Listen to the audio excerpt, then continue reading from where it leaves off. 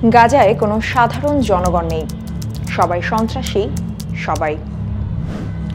এটি Israel defence ফোর্সের একজন ওয়ারেন্ট অফিসারের ভাষ্য, যিনি 2024 সালের জানুয়ারি-ফেব্রুয়ারি মাসে উত্তর গাজা উপত্যকা অর্থাৎ নর্দার্ন গাজা স্ট্রিপে কর্মরত ছিলেন। খান ইউনিস অঞ্চলে দায়িত্বরত একজন আইডিএফ সৈন্যকে যখন জিজ্ঞেস করা হয়েছিল প্রতিটি বিল্ডিং এবং অবকাঠামো ধ্বংস করার পর আপনার চোখে গাজা কেমন, তার উত্তর ছিল হিরোশিমা, জাস্ট হিরোশিমা।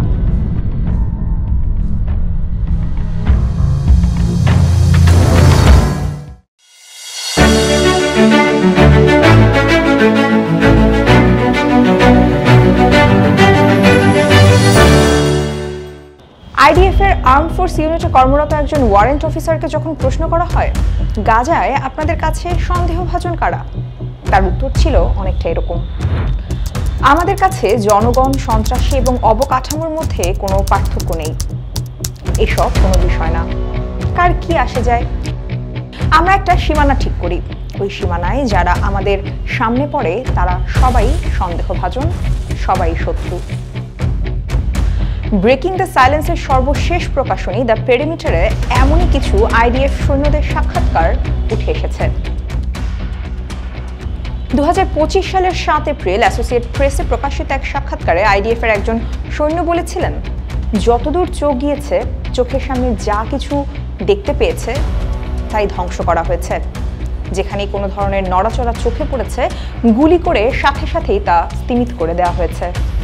এই প্রতিটি সাক্ষাৎকারই আসলে আমাদের সামনে প্রতিফলিত করে অবকাঠামোগত গণহত্যা বা ইনফ্রাস্ট্রাকচারাল জেনোসাইডের শিকার একটি গাজা নগরী, যা ধ্বংসপ্রায়, মৃতপ্রায়, হয়তো কিছুদিনের মধ্যেই দুনিয়ার মানচিত্র থেকে বিলীন হয়ে যাবে যার অস্তিত্ব।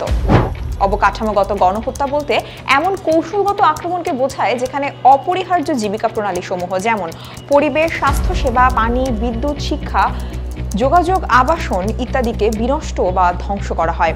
এ ধরনের সহিংসতা কোনো রকম তাৎক্ষণিক মৃত্যু তো ঘটায় না, বরং দীর্ঘস্থায়ী এবং প্রজন্মগত একটি ট্রমার সৃষ্টি করে এবং মৌলিক জীবন নির্বাহের শর্তাবলী ধ্বংস করে একটি ধীর এবং বহমান কাঠামোগত গণবিনাশের কাজ করে। 2023 সালের 7 অক্টোবর 2023 থেকে 2024 সালের 7 অক্টোবর পর্যন্ত গাজায় 41,825 জনকে হত্যা করেছে ইসরায়েল ডিফেন্স ফোর্স, যার মধ্যে প্রায় 17,000-এর অধিক রয়েছেন শিশু। 96,910 জন মানুষ চরমভাবে আহত হয়েছেন এবং 1 লাখেরও বেশি মানুষের সন্ধান এখন পর্যন্ত পাওয়া যায়নি। ধ্বংস করে দেওয়া হয়েছে গাজার শিক্ষা ব্যবস্থা, পরিবেশগত ভারসাম্য, আবাসন ব্যবস্থা, স্বাস্থ্য ব্যবস্থা এবং সাংস্কৃতিক সব ঐতিহ্যকে। গাজায় প্রায় 456টি শিক্ষা প্রতিষ্ঠান ধ্বংস করে দেওয়া হয়েছে, যার মধ্যে রয়েছে স্কুল, কলেজ এবং বিশ্ববিদ্যালয়। গাজার চলমান গণহত্যার কারণে কমপক্ষে 7,18,000-এরও বেশি শিশু বর্তমানে বঞ্চিত রয়েছেন শিক্ষা সুবিধা থেকে। ইসরায়েলের ধারাবাহিক গণহত্যায় গাজার পরিবেশের উপরও প্রভাব পড়েছে মারাত্মক। ইউরো নিউজের তথ্য মতে ডিসেম্বর 2024 পর্যন্ত গাজায় কার্বন নিঃসরণ হয়েছে 60 মিলিয়ন মেট্রিক টন। জাতিসংঘের একটি পর্যবেক্ষণ অনুযায়ী গাজার বজ্রের পরিমাণ 40 মিলিয়ন মেট্রিক টন। এই বজ্র অপসারণ করতে 100টি বড় সাইজের লরির প্রয়োজন হবে 15 বছর। The housing, land and property technical working গ্রুপের রিপোর্ট অনুযায়ী 2024 সালের সেপ্টেম্বর পর্যন্ত কমপক্ষে 2,97,000-এরও বেশি বাড়িঘর ক্ষতিগ্রস্ত করা হয়েছে, যার মধ্যে 87,000-এর বাড়ি একদম সম্পূর্ণরূপে মাটির সাথে মিশিয়ে দেওয়া হয়েছে, যার আনুমানিক মূল্য 18.5 বিলিয়ন মার্কিন ডলার। ইসরায়েল কর্তৃক গাজায় পরিচালিত অবরোধ এবং অব্যাহত বিমান হামলায় শুধুমাত্র বসতবাড়ি এবং অবকাঠামো যে ধ্বংস হয়েছে এমনটি কিন্তু নয়, পরিকল্পিতভাবে ধ্বংস করা হয়েছে গোটা স্বাস্থ্য ব্যবস্থাকে। হাসপাতালে হামলা চালানো হয়েছে, চিকিৎসা সহায়তাকারী বহরগুলোর উপর আক্রমণ হয়েছে, এমনকি চিকিৎসা কর্মীদের আক্রমণ ও হত্যাও করা হয়েছে।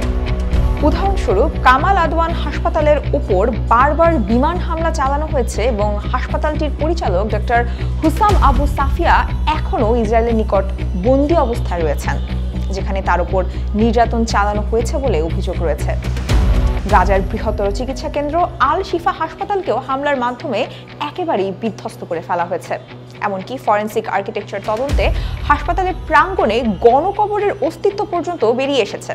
বিশ্ব স্বাস্থ্য সংস্থার 2024 সালের ফেব্রুয়ারির প্রতিবেদন অনুসারে গাজার প্রতিটি হাসপাতালেই হামলা ও জ্বালানির সংকটের কারণে হয় ধ্বংস হয়ে গিয়েছে অথবা কার্যত একেবারেই অচল হয়ে পড়েছে।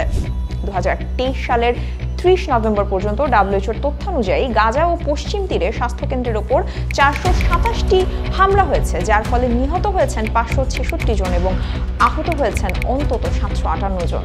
2025 সালের মার্চে জাতিসংঘের একটি অনুসন্ধানে উঠে এসেছে যে গাজার প্রসূতি চিকিৎসা কেন্দ্রগুলো যেমন মাতৃত্বকালীন ওয়ার্ড, আইডিএফ ক্লিনিক সমূহ ধ্বংস করা হয় এবং জরুরি স্বাস্থ্যসেবা প্রদানেও বাধা সৃষ্টি করা হয়, যা কার্যত গণহত্যার পর্যায়ে পড়ে।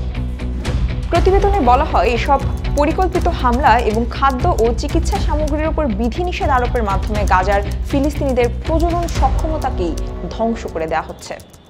ইসরায়েল গাজার ঐতিহাসিক নিদর্শনগুলোকেও বোমা বর্ষণের লক্ষ্যবস্তুতে পরিণত করেছে। ইউনেস্কোর তথ্য অনুযায়ী 17 সেপ্টেম্বর 2024 পর্যন্ত ইসরায়েল গাজায় 69টি স্থাপনা ধ্বংস করেছে। এর মধ্যে 10টি ধর্মীয় স্থাপনা, 43টি ঐতিহাসিক ও সাংস্কৃতিক গুরুত্বপূর্ণ স্থাপনা, 2টি হস্তান্তরযোগ্য সাংস্কৃতিক সম্পদের সংরক্ষণাগার, 6টি স্মৃতিস্তম্ভ, একটি জাদুঘর এবং 7টি প্রত্নতাত্ত্বিক স্থান অন্তর্ভুক্ত রয়েছে। গাজার বিচ্ছিন্নতা এবং বঞ্চনা কোনো অনাকাঙ্ক্ষিত ঘটনা নয়, বরং একটি সুপরিকল্পিত এবং সুচিন্তিত প্রক্রিয়া, যার মূল উদ্দেশ্য হলো প্রতিরোধকে একেবারেই দমন করে দেয়া এবং একটি কার্যকর ফিলিস্তিনি রাষ্ট্রের সম্ভাবনাকে সম্পূর্ণভাবে বিলীন করে দেয়া। এ ধরনের গণহত্যা সরাসরি জনসংখ্যার নিধন নয়, বরং এটি একটি জাতির সংস্কৃতি, অর্থনীতি এবং স্বাধীনতা থেকে ক্রমশ তাদের অধিকারকে মুছে ফেলার প্রক্রিয়া।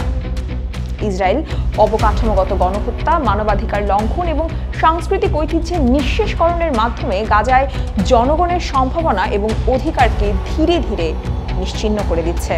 এই আক্রমণ শুধু একটি প্রজন্মের জন্য নয়, বরং আগামী প্রজন্মগুলোর জন্য একটি গভীর এবং দীর্ঘস্থায়ী প্রভাব তৈরি করছে, যা তাদের ভবিষ্যৎকে সম্পূর্ণভাবে সংকুচিত করে ফেলবে।